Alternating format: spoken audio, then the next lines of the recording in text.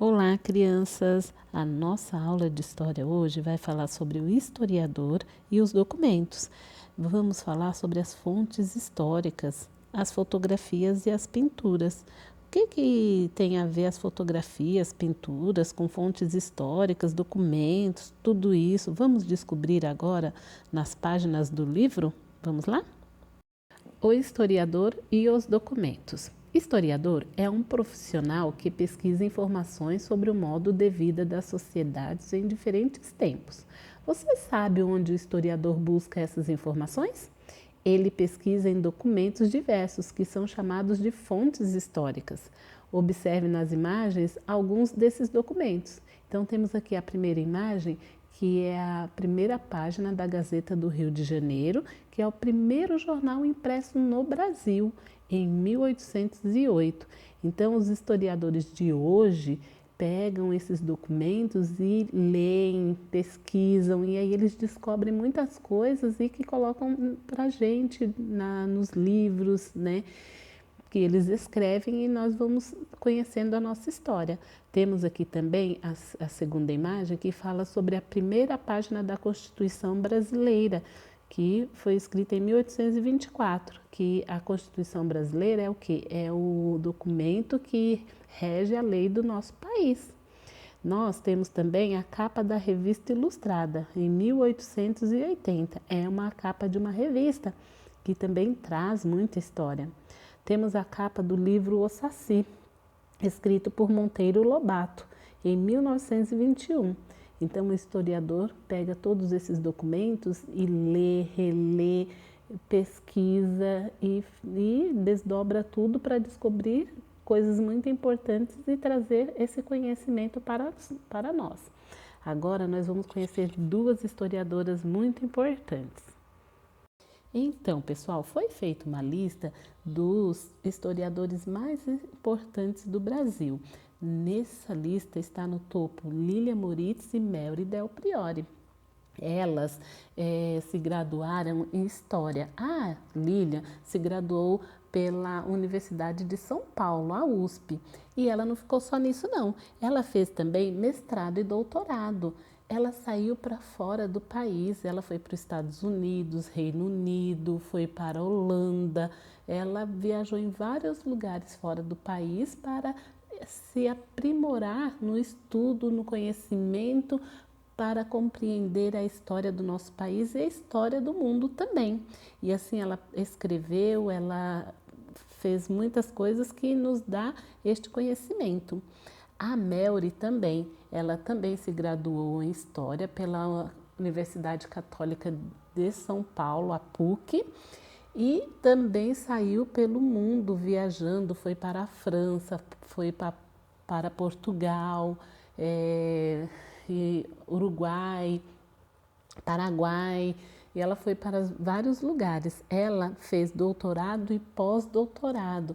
Elas se especializaram para poder contar histórias, trazer a história do nosso país e também a história de outros lugares. A Melry, ela se especializou mais na história do nosso país. E eu li um livro da Melry que fala sobre a história das crianças no Brasil. E esse livro foi escrito em 1991. É um livro muito interessante que conta a história das crianças que estavam nas embarcações que veio de Portugal para o Brasil, ou quando Pedro Álvares Cabral veio aqui, diz ele, né, que veio descobrir o Brasil, que o Brasil já era aqui, já estava aqui, ele só conheceu o Brasil, né? E ali tinham crianças com eles. Por que essas crianças veio, como elas vieram, como elas eram tratadas? Então a Melry conta toda essa história, é muito interessante. E assim são os historiadores, eles buscam as fontes históricas para nos apresentar a nossa história. Então vamos para a página 43 descobrir essas fontes históricas? Fontes históricas. Todos os documentos que o historiador usa para analisar e obter informações sobre o passado são fontes históricas. Há diversas fontes históricas. Cabe ao historiador selecionar as que ele pretende analisar, de acordo com o assunto que deseja estudar. No passado, os historiadores utilizavam mais os documentos escritos.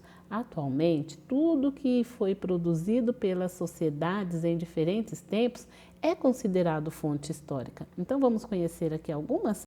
Na primeira imagem, temos a pintura rupestre feita há mais de 5.000 anos, né? E está no sítio arqueológico de Vão Grande, Palmas, Tocantins. Então, eles estudam esses desenhos que estão lá na pedra, né, pintado lá. Eles procuram em outras fontes históricas também, outros livros sobre o que os historiadores do passado falaram sobre isso, e através do que eles estão vendo, conhecendo, também eles melhoram essa história. Também temos aqui a segunda imagem, o templo de Kukulcán, construído há mais de 900 anos. Yucatán, no México. E esse templo também, ao entrar nesse templo, tem muita coisa lá que vai trazer uma riqueza de história para o historiador. Temos aqui também na terceira imagem o festejo indígena do povo Uará, Gaúcha do Norte, Mato Grosso, em 2016. Então, ao conversar com essa tribo, com essas pessoas, eles, ao ver também como eles fazem o seu festejo ali, eles descrevem como tudo acontece e também fazem uma entrevista com esse povo para conhecer como que é a história deles, né? E assim eles colocam isso tudo num livro e traz para a gente essa história. Temos também na última imagem detalhe de xilogravura feita por Giacomo Gastaldi, Brasil, em 1550. Então, aqui era como se fosse uma revista feita aqui, essa xilogravura, e a partir disso eles vão descobrindo a história. E aqui nós temos essas fontes históricas. Vamos para a página 44? As fotografias e as pinturas. Assim como os jornais, revistas e livros, as fotografias, pinturas e gravuras também são fontes históricas. Elas nos ajudam a identificar, analisar e compreender o modo de vida de pessoas, famílias e comunidades, no presente e no passado. Então, agora observe as imagens e identifique os modos de vida das famílias em tempos diferentes. Na primeira imagem, temos a gravura de Jean-Baptiste Debret, empregado do governo saindo para passear, cerca de 1835 que foi feita essa gravura. Observem a disposição das pessoas, quem está em primeiro lugar aí da fila, como que continua. Também temos a fotografia da segunda gravura, que é de família reunida, e essa fotografia foi tirada cerca de 1920. Prestem atenção, a cor da fotografia. As fotografias de hoje é igual às fotografias dessa época?